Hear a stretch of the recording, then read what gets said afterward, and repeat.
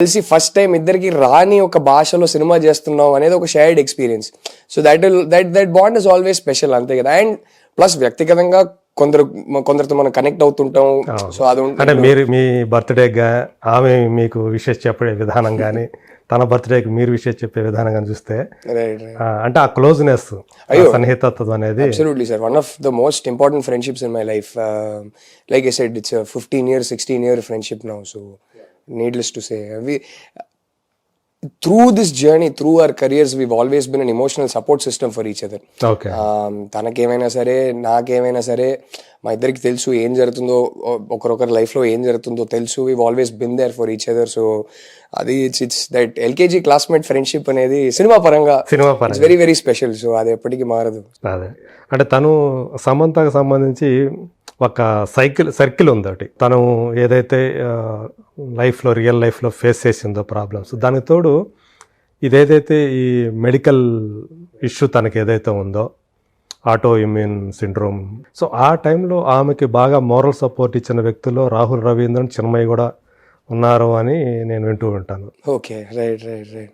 So ఆమె దాని నుంచి బయటపడటానికి, ఆమె దాన్ని ఎదుర్కోవడానికి సో మీరు ఎంతవరకు అంటే మీ సపోర్ట్ కానీ తను పూర్తిగా ఇప్పుడు బయటపడిందని అనుకోవచ్చు? తను there are good days and there are bad days sir. పూర్తిగా అనేది అంటే ఆటో ఇమ్యూన్ ఒక్కసారి వచ్చిందంటే దానికి క్యూర్ అయితే లేదు, కానీ ఫస్ట్ కంట్రోల్లోకి తీసుకురావడం, ఆ తర్వాత కంట్రోల్లో ఉంచడం అనేదే ఉంటుంది.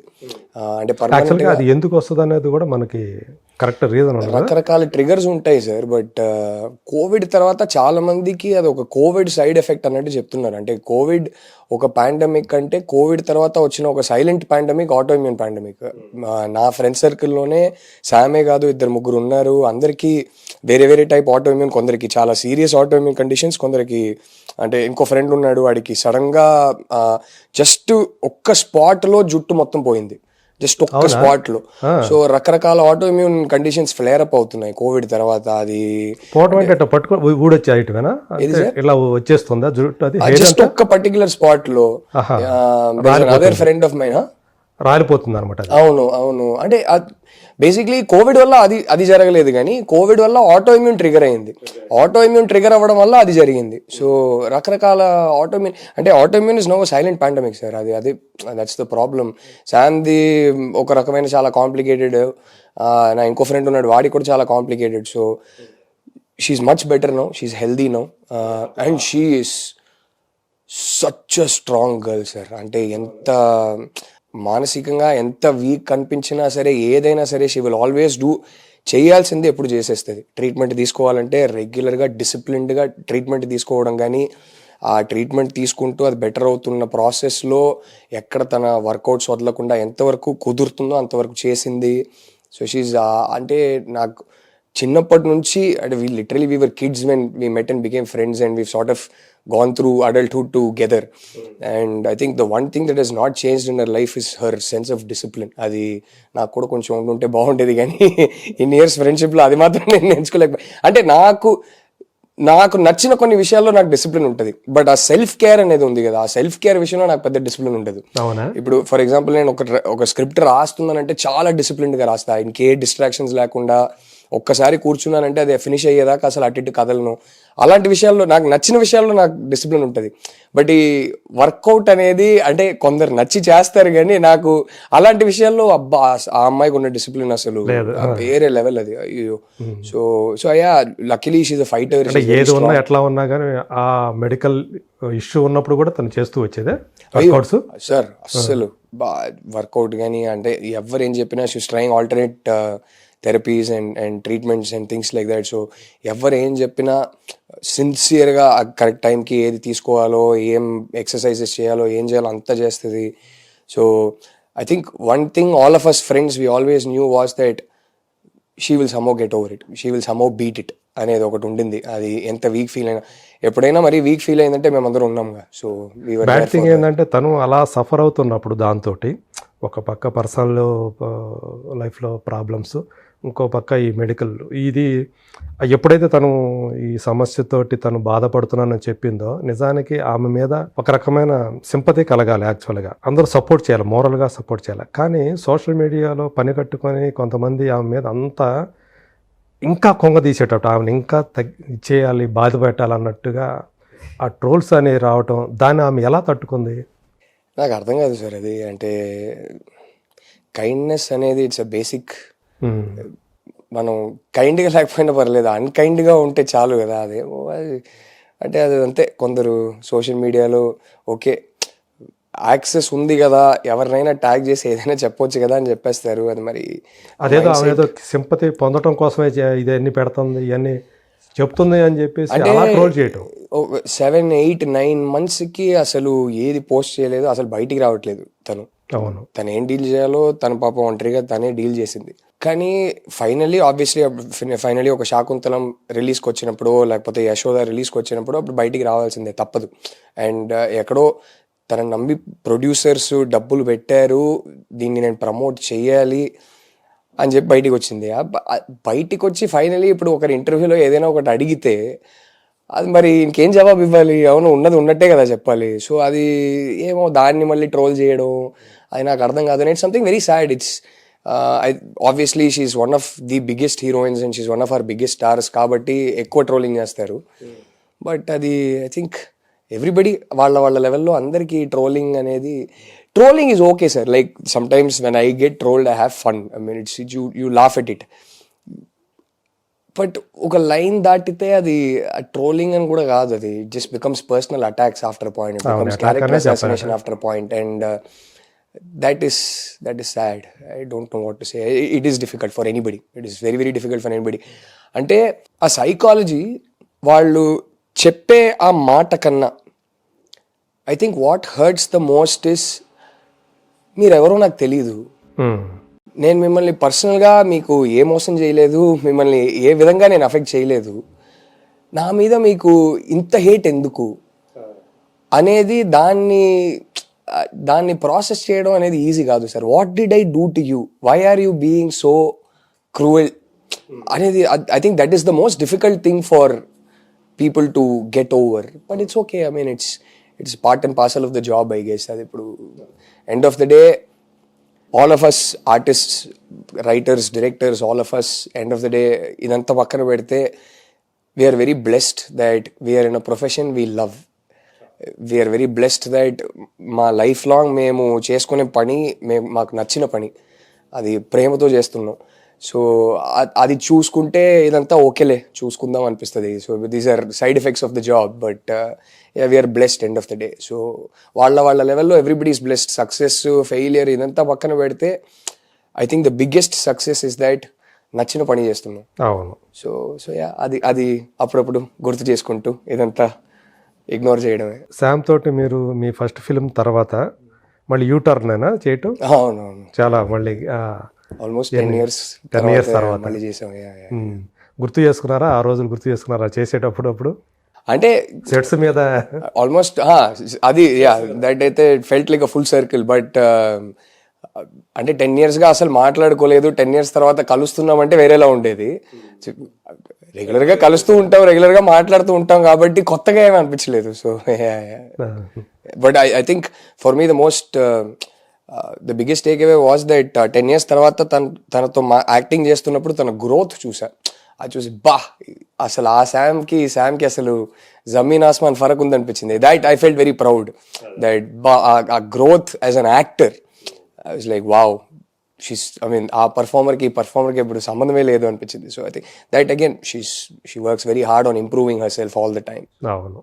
సో మీకు ఆమె చేసిన వాటిలో, ఆమె వర్క్స్లో మీకు బాగా నచ్చింది ఏదనుకోవచ్చు? I think her best performance definitely is Family Man sir. Family Man చూసి అంటే ఈ లెవెల్కి వెళ్ళగలుగుతుంది పర్ఫార్మర్గా, ఇలాంటి ఒక పర్ఫార్మెన్స్ ఇవ్వగలుగుతుంది నాకు కూడా తెలీదు. ఐ వాజ్ లైక్ వావ్, ఆ క్యారెక్టర్ కూడా అలాంటి క్యారెక్టర్ చేస్తారు కూడా ఎవరు అనుకోవాలి. అయ్యో అస్సలు రాజీ ఏది రాజీ, అయ్యో ఐ థింక్ ఫస్ట్ బస్సులో ఒక మనిషి మిస్బిహేవ్ చేస్తాడు ఆ రాజీ క్యారెక్టర్తో. సైలెంట్గా దిగి వెళ్ళిపోతుంది. ఆ చిన్న చాల్ లోపలికి వెళ్ళాక ఫస్ట్ టైం వాడిని కొట్టేసి లాస్ట్ వాడిని చంపే ముందు ఇట్లా పట్టుకొని ఇట్లా తిప్పుతుంది. ఇదెవర్రా బాబు ఇది. నేను ఐ థింక్ ఆ క్షణంలో సమంత అనేది మర్చిపోయి చూసా. అక్కడ నుంచి ఆ క్యారెక్టర్ నేను అసలు సమంత అనేది మర్చిపోయా. I think that I think was my favourite performance of her. Sam అన్నాడు. ఓకే. సో మీ లైఫ్లో అమ్మ తర్వాత మిమ్మల్ని అంతగా ప్రభావితం చేసిన లేడీస్ ఎవరైనా ఉన్నారా? నా వైఫ్ సార్, అంతేనా? No doubt about it. అయ్యో, నేను ఫ్యాన్ ఫస్ట్, తర్వాత హస్బెండ్. మొదట ఆమెకి అభిమానే 100%. వాయిస్కే? అసలు ఆ వాయిస్కి అయితే ఎప్పటి నుంచో, అంటే కలిసే ముందు నుంచి నేను ఫ్యాను నా వైఫ్కి. అండ్ జెన్యున్ గా చెప్పాలంటే క్రియేటివ్ పని చేసుకోవడానికి పక్కన పెడితే I enjoy good music, I enjoy good poetry, I enjoy good cinema, I enjoy a good book. Okay. And తను వచ్చిన తర్వాత అసలు చిన్మయి సింగర్గా అయితే అసలు అడగక్కర్లేదు. I mean her mastery over her voice. Music అనేది చాలా arithmetic sir. Music is actually purely calculation based. శృతిలు కానీ ఏ స్కేల్కి వెళ్తున్నారు, ఆ స్కేల్ నుంచి ఎక్కడ మళ్ళీ ఏ సంగతి తీసుకొస్తున్నారు, it's very arithmetic. Her control over her voice is incredible. అంటే మీరు సినిమా సాంగ్స్ అంతా పక్కన పెడితే అప్పుడప్పుడు ఇంట్లో రియాజ్ చేసేటప్పుడు వింటుంటాను కదా, బాబా అసలు it's magic sir. I love music. నేను చాలా కాన్సర్ట్స్కి వెళ్తుంటాను. నేను లైవ్ పర్ఫార్మెన్సెస్ అంటే మ్యూజిక్తో పాటు దానిలో సాహిత్యాన్ని కూడా బాగా, any type of music, Carnatic దగ్గర నుంచి మంచి తీన్మార్ సాంగ్ అన్నా కూడా ఏదైనా బాగా ఎంజాయ్ చేస్తా. సో ఇంట్లోనే తను రియాజ్ చేస్తుంటే అది వినడం అనేది ఇట్స్ బ్లెస్సింగ్. అసలు ఇన్క్రెడిబుల్ వాయిస్. I cannot. మీరు సినిమా సాంగ్స్ వినుంటారు కానీ తను గజల్స్ పాడుతుంటే మీరు వినాలి. ఇంట్లో మాక్సిమం తను రియాజ్ చేసేది గజల్స్తోనే రియాజ్ చేస్తుంది. తన ఫేవరెట్ టు సింగ్, తన ఫేవరెట్ జానరా గజల్స్ అనమాట. ఓకే. సో గజల్స్తో ప్రాక్టీస్ చేస్తుంది. బా అసలు నేను వెంటనే వెళ్ళి సైలెంట్గా లైట్లు ఆఫ్ చేసేస్తాను. నేను ఒక డార్క్ మాహోల్లో జస్ట్ ఒక్క ల్యాంప్ ఎక్కడైనా వెలిగించేసి కూర్చొని సైలెంట్గా వింటుంటే ఆ మజా వేరు. అసలు మిమ్మల్ని మీరు మర్చిపోతుంటారు. అసలు అమేజింగ్. మీరు ఈ విషయంలో బ్లెస్డ్ అనుకుంటారా? 100% sir, no doubt about it. I think it is one of my greatest blessings as a lover of music that I married a singer. No doubt about it. Unfortunately ఇంట్లో తనకన్నా ఎక్కువ నేనే పాడుతుంటా. చాలా దరిద్రంగా పాడతాను నేను, బట్ నేనే పాడుతుంటా. బట్ అది పక్కన పెడితే another massive respect I have for her is that కొందరు వస్తారు సార్, పాప్ కల్చర్ మీద వాళ్ళ ప్రభావం ఎలా ఉంటుందంటే బిఫోర్ ఆఫ్టర్ అని చెప్పొచ్చు. ట్రెండ్ మారిపోద్ది. లైక్ జస్ట్ ఊరికే ఒక చిన్న ఎగ్జాంపుల్ చెప్పాలంటే, ఇప్పుడు ఎవరో వచ్చి ఒక యాక్షన్ సినిమా స్క్రిప్ట్ చెప్తున్నారంటే, ఇది ఈ ఎలివేషన్ బోయపాటి గారి లాగా ఇస్తామండి అంటారు. ఆయన ఒక బెంచ్ మార్క్ అయిపోయారు. చెప్పేది కూడా అట్లా చెప్తారు. లేకపోతే కొందరు వచ్చి లవ్ స్టోరీస్ చెప్పేటప్పుడు చెప్పి నాకు ఇది ఎలా తీస్తారో ఏంటని కొంచెం అర్థం కాలేదని వాళ్ళకి అనిపిస్తే, సార్ ఇది taking Gautham Menon style taking ఉంటుంది సార్ అంటారు. అంతకన్నా ఒక క్రియేటర్కి బెటర్ కాంప్లిమెంట్ ఇవ్వలేము కదా. సో నాకు తెలిసి చిన్మయి హీరోయిన్స్కి డబ్బింగ్ చేయడం స్టార్ట్ చేశాక హీరోయిన్ వాయిస్ ప్యాటర్న్ ఎలా ఉంటుంది, తెలుగు తమిళ సినిమాలో హీరోయిన్స్ ఎలా మాట్లాడతారు అనేది మారిపోయింది సార్. ఇప్పుడు అంటే అంతకు ముందు ఒక స్పెసిఫిక్ వాయిస్ ప్యాటర్న్ ఉండేది. ఆల్మోస్ట్ 10-15 years కి అది పెద్ద హిట్. నాకు తెలిసి సమంతకు తను స్టార్ట్ చేసిన తర్వాత సమంత ఓన్ వాయిస్ ఇస్తున్నా కూడా జనం సమంతనే కాదు కదా సార్, ఇప్పుడు ప్రియాంక చోప్రా, భూమికా చావ్లా, రకుల్, భూమికా చావ్లాకి చెప్పింది, Kajal Aggarwal, all I don't think there is a single heroine she is not. ఇప్పుడు ఈ మధ్య I think Mrunal and Chinmayi ఆ కాంబినేషన్ బాగా సెట్ అయిపోయింది అందరికి. సీతారామం కానీ హాయ్ నాన్నలు కానీ బాగా నచ్చినట్టుంది. బట్ మెయిన్ ఏంటంటే, ఇప్పుడు ఒక సినిమాలో చిన్మయి డబ్బింగ్ చెప్పకపోయినా వేరే వాళ్ళు చెప్పినా సరే అప్పట్లో హీరోయిన్ వాయిస్ అనేది ఇలా ఉండేది సార్. తమిళ్ కానీ తెలుగు కానీ ఇలా ఒకలా ఉండేది. అప్పుడు బాగా హిట్, అది అందరికి నచ్చిన ఒక ప్యాటర్న్ అది. బట్ ఏ ప్యాటర్న్ అయినా సరే దానికి ఓ షెల్ఫ్ లైఫ్ ఉంటుంది, అది మారాల్సిందే. నాకు తెలిసి చిన్మయి వచ్చాక ఆ ప్యాటర్నే మారింది. ఇప్పుడు చాలా మంది వాయిసెస్ వింటున్నాను, వేరే వేరే వాయిసెస్ కూడా వింటున్నాను. బట్ ఓవరాల్ ఒక హీరోయిన్ వాయిస్ అంటే ఇలా ఉండాలి అనేది అది చిన్మయి వచ్చి డబ్బింగ్ చెప్పడం స్టార్ట్ చేశాక మారిపోయింది. So I think that is the biggest compliment for an artist. So credit అది ఎంత ఎక్కిందంటే జనాలకి, ఇప్పుడు అన్ని హీరోయిన్స్ కి వాయిసెస్ యూస్ చేసేది అలాగే యూస్ చేస్తున్నారు. అది ఒక బెంచ్ మార్క్. అలా లేకపోతే ఎందుకు తేడా కొడుతుంది. సో ఐ థింక్ దట్, అంటే ఈ విషయంలో తను ఏమన్నా ఇలా చెప్పాలి, ఇలా చేస్తే బాగుంటుందని తను ఏమన్నా దానికి సాధన చేసిందా? అప్పుడు నా డైరెక్టర్స్ ఎలా అడుగుతారో అలా చెప్పేస్తారు. నాకు అసలు ఏం తెలియదు, నువ్వు ఏదేదో చెప్తున్నావు అంటది. నేను చెప్తే, అరే నీకు అర్థం అవుతుందా, నువ్వు వచ్చి డబ్బింగ్ చెప్పడం స్టార్ట్ చేశాక నీ హీరోయిన్ వాయిస్ ప్యాటర్న్ మారిపోయిందంటే ఏమో నాకు అదంతా లేదని చెప్పి వెళ్ళిపోద్ది. తనకి మా ఇద్దరికి ఏంటంటే కొంచెం కాంప్లిమెంట్స్ ఎవరైనా ఇస్తే చాలా అన్కంఫర్టబుల్ అయిపోతాం. తనకు కూడా అంతే, ఏమో నాకు అదంతా తెలియదని చెప్పి వెళ్ళిపోద్ది. So she doesn't know, she's blissfully unaware of the kind of pop culture impact she's had on Tamil and Telugu cinema. Because it is one of the more silent things కదా సార్. అంటే హీరోయిన్ వాయిస్ ప్యాటర్న్ ఎలా ఉంటుంది అనేది టక్కుని అందరు notice చేసే ఒక విషయం కాదు. బట్ మీరు చూసుకుంటే క్లియర్ గా ఒక షిఫ్ట్ వచ్చింది. చిన్మయి డబ్బింగ్ చెప్పడం స్టార్ట్ చేశాక హీరోయిన్ వాయిస్ ఇలా ఉండాలి అనేది ఒక షిఫ్ట్ అయింది. మిగతా వాళ్ళు కూడా దాన్ని ఫాలో తప్పని పరిస్థితి వచ్చిందంటారా? తప్పని పరిస్థితి కూడా కాదు, నచ్చి హ్యాపీగా ఫాలో అయ్యారు. అయ్యో ఇలాగే చేయాలని కాదు కానీ ఇది బాగుంది అని ఫాలో అయ్యారు అందరూ. So I think that is her biggest credit. And it's like అలాంటిది ఏదైనా లైఫ్ లో నేను ఒక 10% అచీవ్ చేస్తే చాలా హ్యాపీగా. చెప్పాలంటే ఇప్పుడు వస్తున్నటువంటి డబ్బింగ్ ఆర్టిస్ట్ కూడా తను ఒక రోల్ మోడల్ లాగా. I think Chinmayi is a role model for various number of reasons. అంటే నాకు సింగర్ గా కానీ బయట ఎవరు కలిసినా సరే మీ వైఫ్ అంటే మాకు చాలా, ఫస్ట్ అది చెప్తారు, మీ వైఫ్ అంటే మాకు చాలా ఇష్టం అండి అంటారు.